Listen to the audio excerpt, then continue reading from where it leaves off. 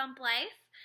So tonight I want to take some time to talk to you about the topic of cord blood banking or collecting and the importance of collecting those stem cells and the cord tissue for potential medical use. To give you the basics on cord blood in case you have no idea what I'm talking about, collecting cord blood is something that is done at delivery. So after the baby is born and the cord has been cut from the baby, there is a kit that you will give to the doctor, and the doctor is in charge of drawing off of that blood. They collect it, they send it to the lab, and it's saved there for potential medical use if your child ever gets sick in the future. So the best way to kind of explain it, it's like biological insurance. You hope you never have to use it. You hope your child is never sick or anyone in your family is ever sick and you have to use it, but you have it if you need it.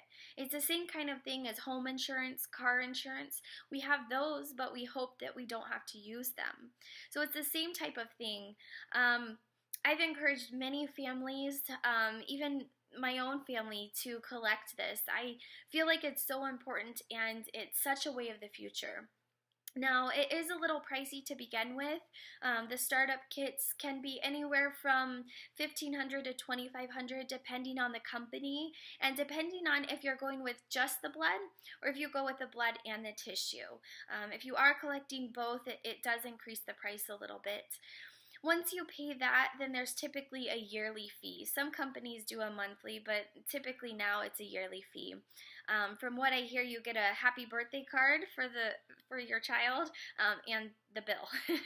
So it is a yearly fee typically, but right now the blood, there's over 80 different diseases that we know it can treat. So 80 diseases that we have proven it can treat and cure. The tissue, we're still doing studies on that, but it's one of those things you aren't able to go back and collect it later. It has to be done at birth. So a lot of families are choosing to collect both and just hoping that that tissue can be used later on in research studies and later on in life if needed.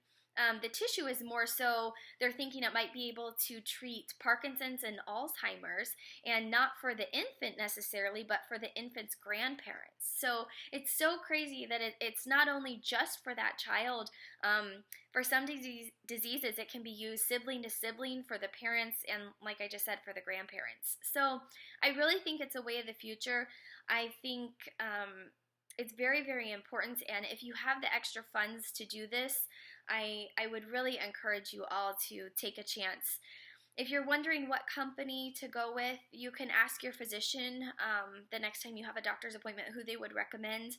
If you are wondering my opinion, you can always leave me a comment or send me an email, and I will let you know the companies that I think have the better deals and are doing the most research studies. So that's a little bit, kind of a little introduction for you about cord blood banking. I have a wealth of knowledge, so if you have any other questions, let me know. But until next time, guys, take care, and I will talk to you all very soon.